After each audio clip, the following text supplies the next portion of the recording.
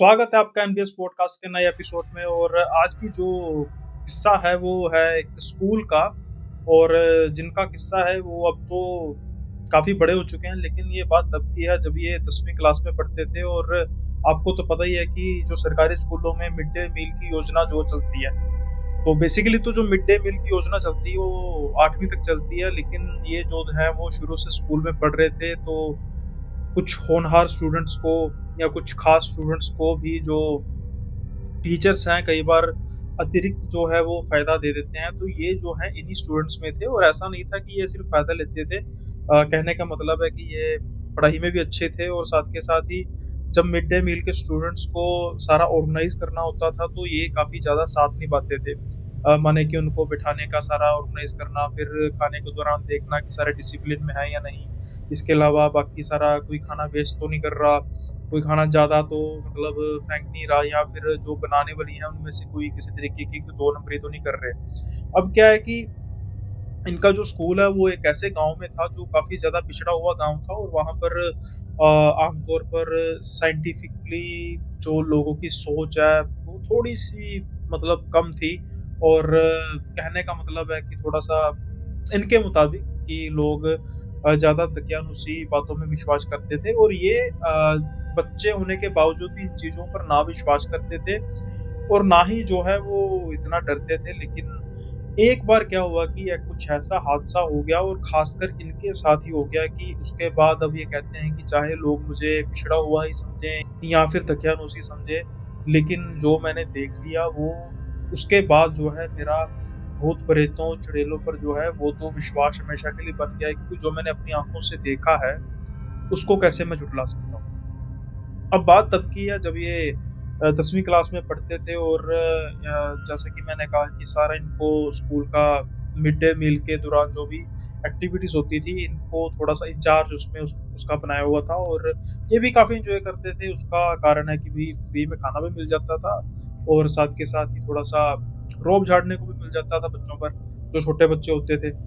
अब क्या होता है कि धीरे-धीरे जो है वो ऐसे सारा सिलसिला चल रहा था, लेकिन इस सिलसिले के दौरान क्या होता है कि अब खाने में कुछ कंप्लेंट्स आने लग पड़ी कि कुछ बच्चों की जो है वो शिकायतें आने लग पड़ी कि जो बच्चे हैं वो खाने के बाद बीमार पड़ रहे हैं। और ये ऐसा था कि ये सभी बच्चों के साथ ऐसा नहीं हो रहा था।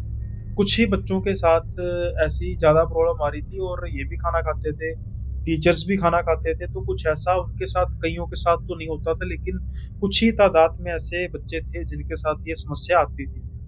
अब थोड़ा बहुता ये भी खाने को देखते कि कुछ जो गेहूँ वगैरह है, चावल वगैरह है, उसमें कोई दिक्कत तो नहीं है, सब्ज़ी वगैरह तो सारी साफ़ है, लेकिन कभी ऐसा उनको महसूस होता नहीं था।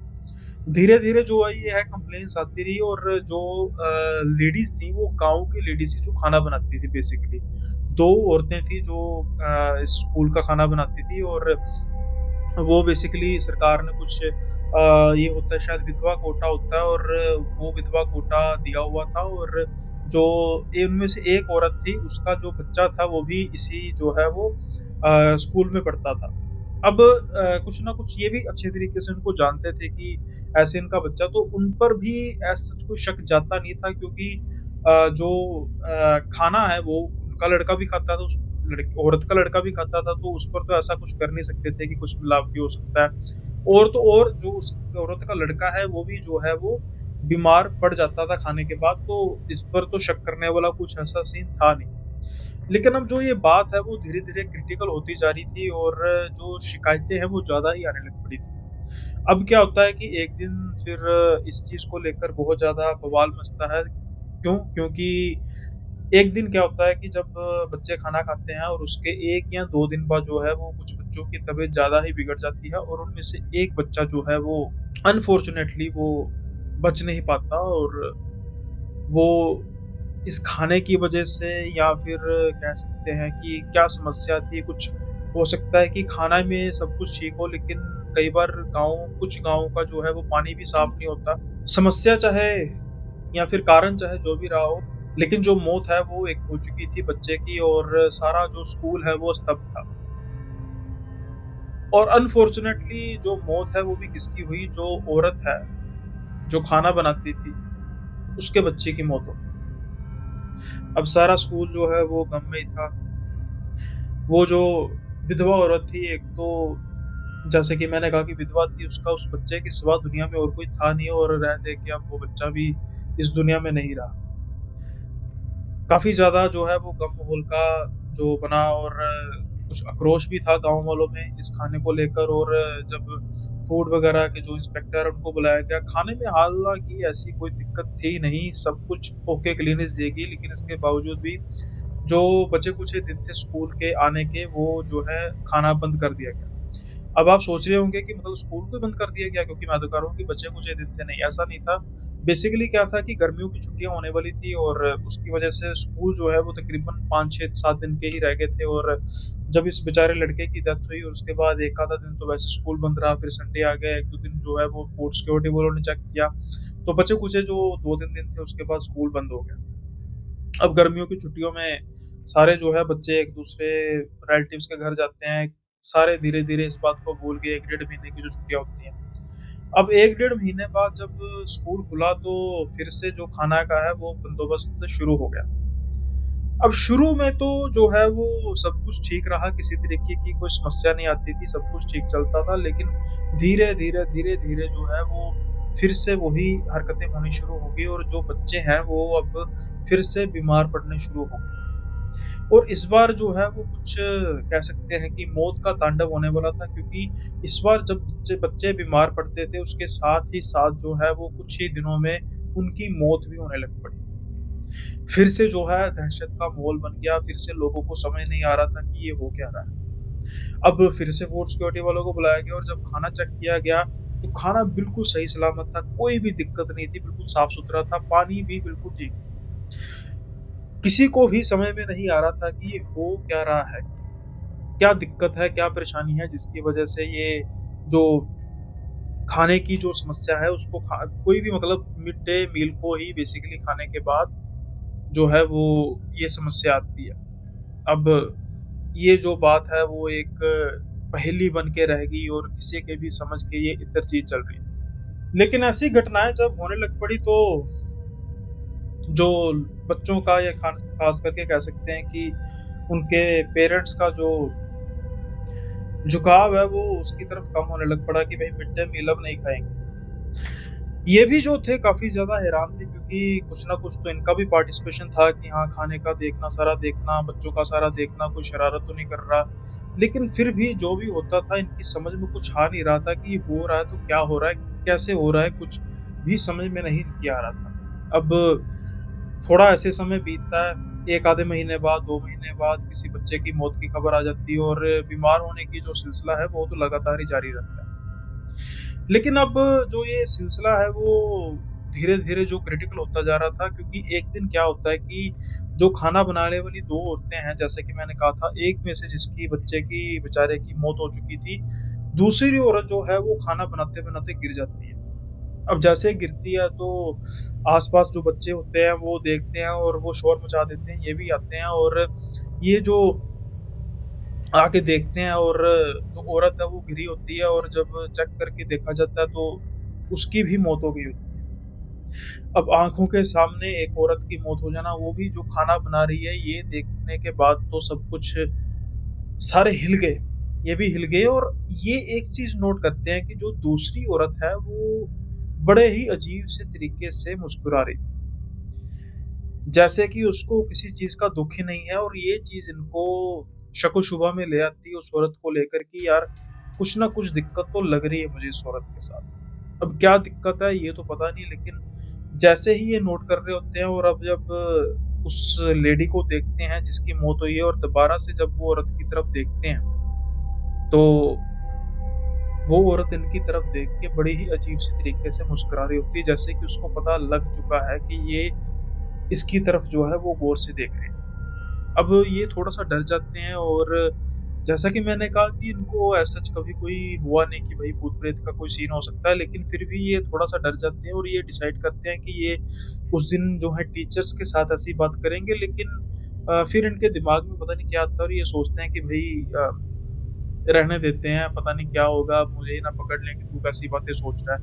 तो ये फिर सोचते हैं कि ये थोड़ा-सा देखते हैं, कुछ ना कुछ खुद ही देखते हैं कि इस औरत को नोटिस करना शुरू करते हैं और अब उस औरत की जो पहली औरत मरती है उसकी जो बॉडी है उसको लेके जाया जाता है और अगले दिन जब स्कूल में स्कूल ओपन होता है तो खाने का जो है वो बंदोबस्त नहीं होता, लेकिन इनको बड़ी अजीब सी बात लगती है क्योंकि जो खाना होता है वो एक साइड पे जो स्कूल के एक छोटा सा कमरा था वहां पर खाना बनाया जाता था।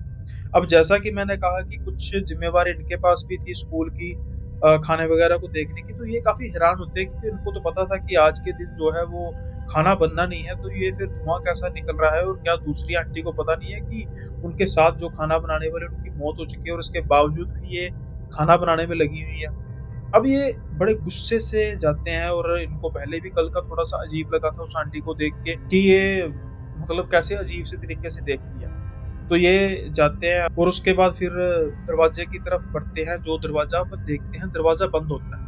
ये दरवाजे को खोलने की कोशिश करते हैं और दरवाज़ा जो है वो अंदर से बंद होता है। इनको काफ़ी हैरानी होती है और इनको कहीं न कहीं इस चीज़ का शक हो जाता है कि ये औरत शायद कुछ खाने में मिलाती है, तो इसलिए दरवाज़ा इसने अंदर से बंद किया।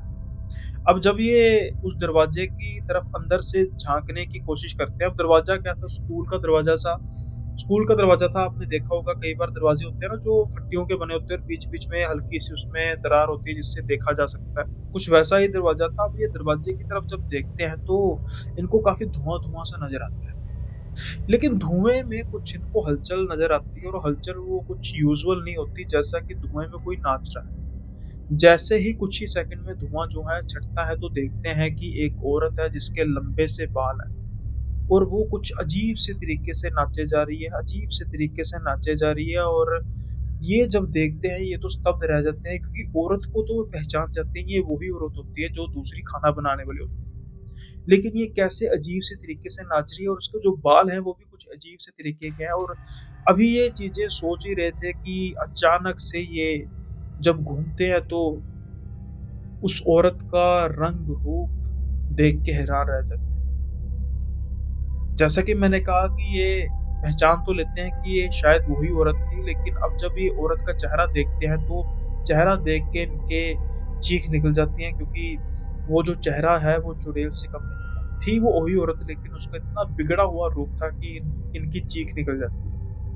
अब ये अपने आस-पास का वातावरण महसूस करते हैं और आस-पास का वातावरण जो दिन में था, रात में कन्वर्ट हो चुका था। और उसके बाद ये देखते हैं कि वो चुड़ैल जो है इनकी तरफ हँसते-हँसते धीरे से मुस्कुरा के बढ़ रही है और जो धुआँ है वो उसके साथ ही चला आ रहा है और ये अपने आप को ज़मीन पर लेटा हुआ पा रहे हैं। ये चीखें मार रहे हैं लेकिन कोई भी सुनने को तैयार नहीं है। लगता है कि इनकी आवाज़ जो है उसी कमरे के आस-पास जो गूँजती हुई रह जाती है और बाकी स्कूल के लोगों को भी खबर ही नहीं है कि इनके साथ क्या होने वाला है। अचानक से ये उठकर भागने की कोशिश करते हैं लेकिन अब ये उस चुड़ैल के जाल में फँस चुके हैं।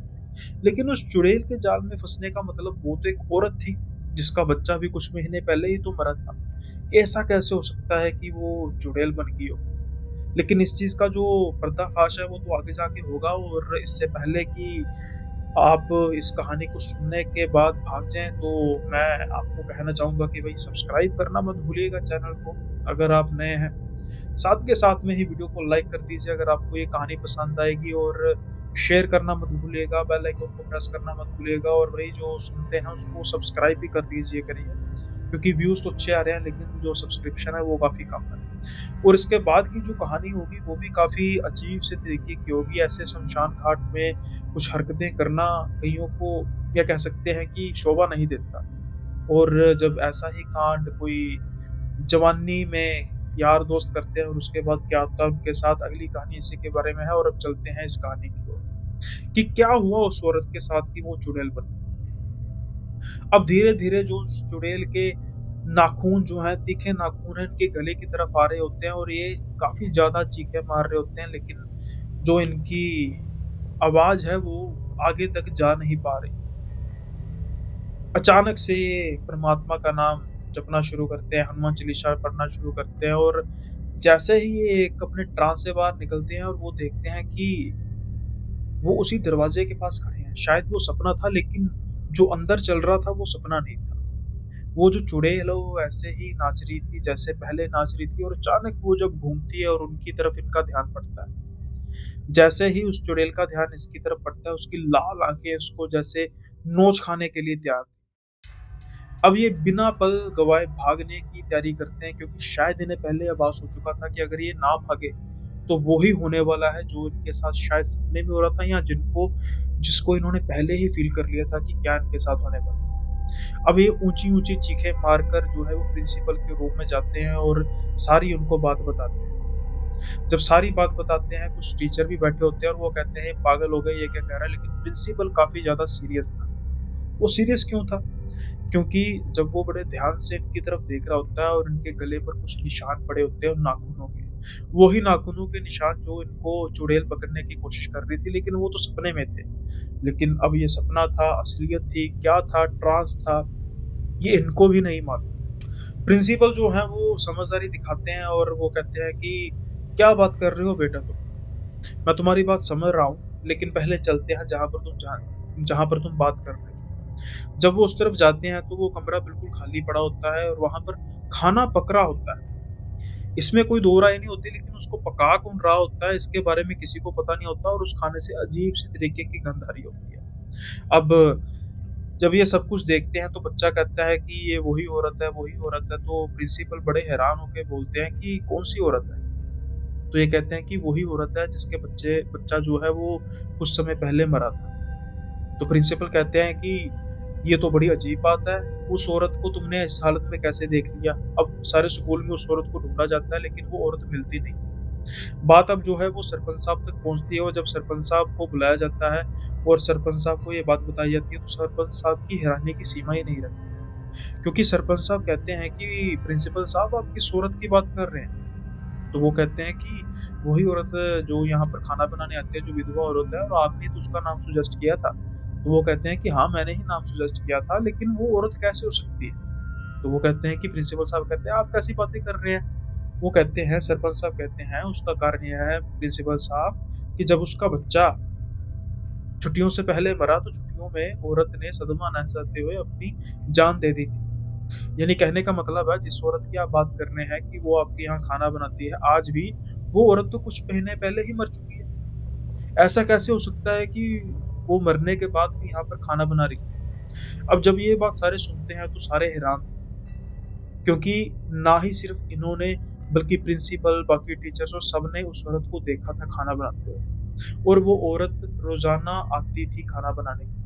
यानी कहने का मतलब है कि उस स्कूल में जब छुट्टियों के बाद वो स्कूल दोबारा ओपन हुआ, वहाँ पर खाना कोई और नहीं, एक चुड़ैल बना रही थी, और जो मौतों का सिलसिला था, वो भी इसलिए बढ़ता जा रहा था क्योंकि कहीं न कहीं जब उसका बच्चा मरा और वो चुड़ैल जो है कहीं न कहीं इन स्कूल वालों को शायद उस चीज़ का ज़िम्मेवार मानती थी, और वो धीरे-धीरे बच्चों को मारते जा रही थी। बड़ा ही अजीब-सा जो वाक़या हो गया, अब सारे जो है वो स्कूल में डर चुके थे।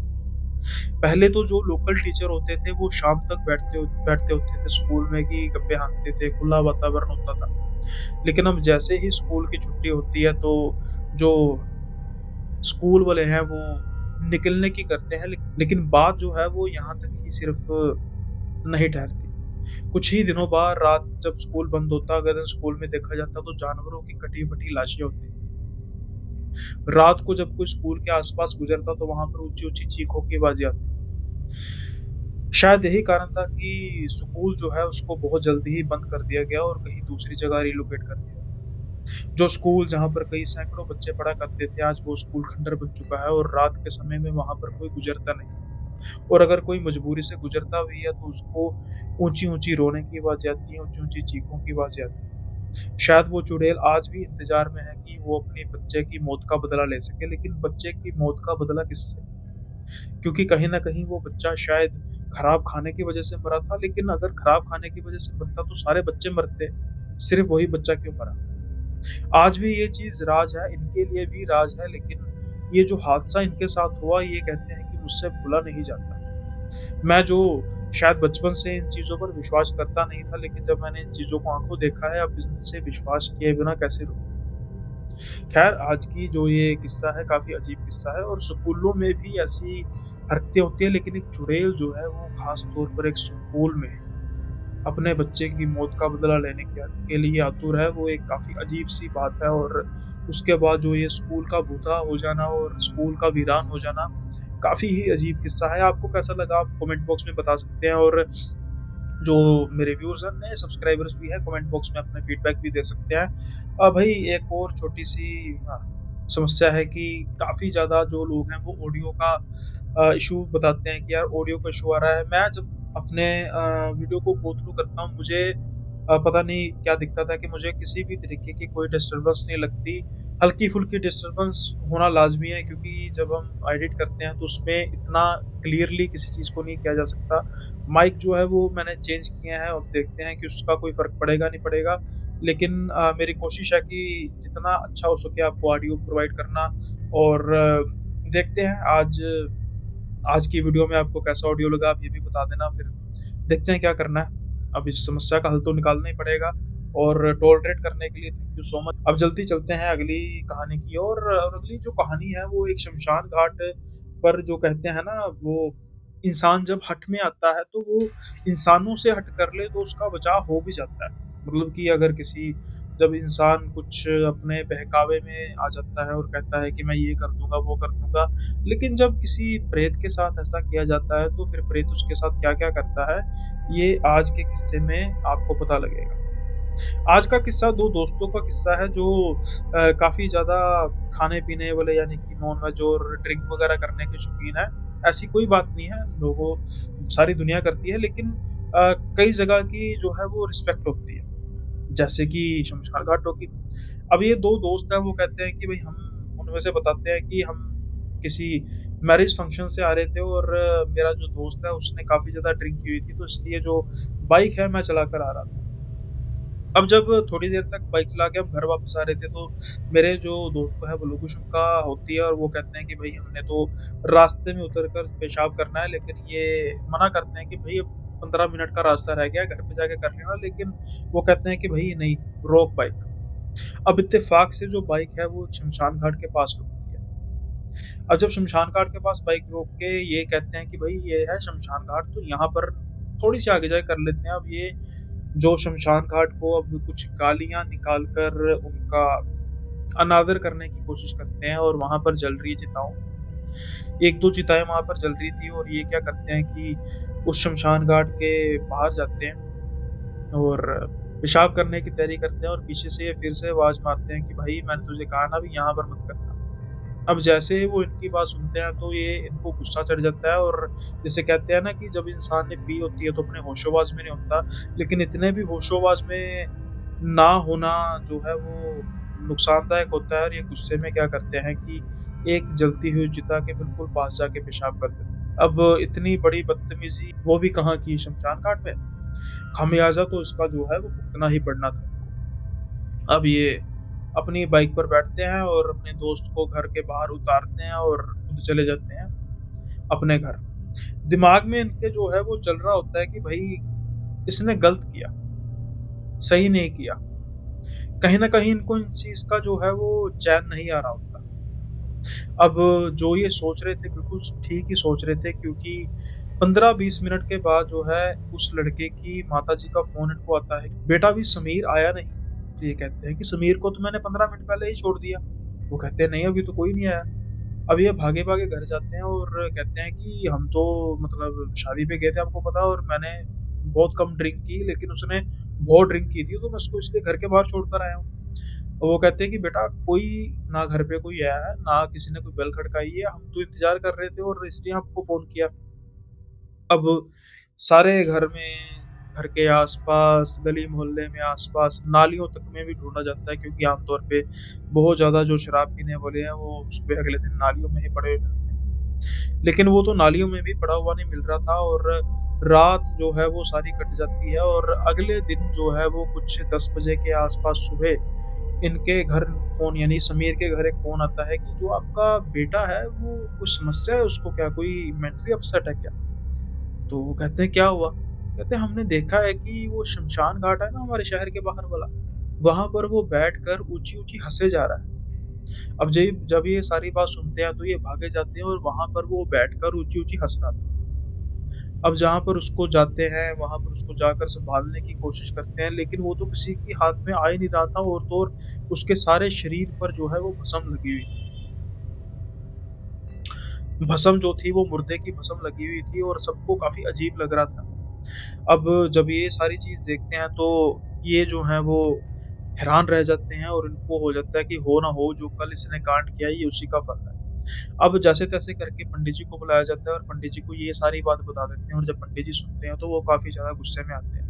पहले तो वो मना ही कर देते हैं कि ऐसे लोगों के साथ ऐसा ही होना चाहिए जो ये निरादर करते हैं, इनको कुछ नहीं लगता, लेकिन इनके जो माँ-बाप हैं उनके आगे तरले-मिन्नतें डालते हैं और उनको कहते हैं कि बच्चे से गलती होगी, हम ध्यान रखेंगे, आज के बाद नहीं होगा। और उसके बाद फिर जब उसको उस पंडित जी के जब देखते हैं, ध्यान से चेक करते हैं, तो पंडित जी कहते हैं कि ये बहुत ज़्यादा समस्या है और किसी बड़े तांत्रिक के पास लेके जाना पड़ेगा। और जब तांत्रिक के पास लेके जाया जाता है, तो तांत्रिक जो है वो हैरान रह जाता है क्योंकि उस समय उस पर 42 आत्माओं का पहरा था। 42 आत्माएँ उसको अंदर ही अंदर जो है वो उसका बुरा हाल कर रही थी। शायद उस समय जो शमशान में आत्माएँ थी उसको जितनी भी आत्माएँ थी उनको काफ़ी ज़्यादा बुरा लगा था उसका कृत्य और था भी, इसमें कोई दो राय नहीं। अब तांत्रिक जो है वो अपने तरीके से इलाज करते हैं और धीरे-धीरे, धीरे-धीरे करके उन आत्माओं को निकालना शुरू करते हैं, लेकिन काफ़ी लंबा समय हो जाता है और उस समय के अंदर उसकी नौकरी का जाना, उसकी सेहत का डिग्रेड होना, एक हँसता-खेलता बिल्कुल जिसे कहते हैं सेहतमंद आदमी अब बिल्कुल सूख कर काना हो चुका था। ऐसे होता है प्रेतों को जानबूझकर छेड़ने का अंजाम। जब आप अपने रास्ते जा रहे हैं, तो अपने रास्ते में जो है वो जाते रहिए, किसी को तंग करने से क्या फ़ायदा और फिर कहते हैं कि पता नहीं किसी ने काला जादू कर दिया, किसी ने कुछ छोड़ दिया, किसी ने कुछ छोड़ दिया। जब अपने ही कर्म ऐसे होते हैं, तो फिर ऐसा ही कुछ देखने को मिलता है। जैसे-तैसे करके इनके शरीर से उन आत्मा को निकाला तो गया, लेकिन आज भी जब वो उस शमशान घाट के कभी इर्द-गिर्द से निकलता है, तो वो शमशान घाट में जलती हुई चिताओं को देखता रहता है, जैसे कि कोई उसे बुला रहा है।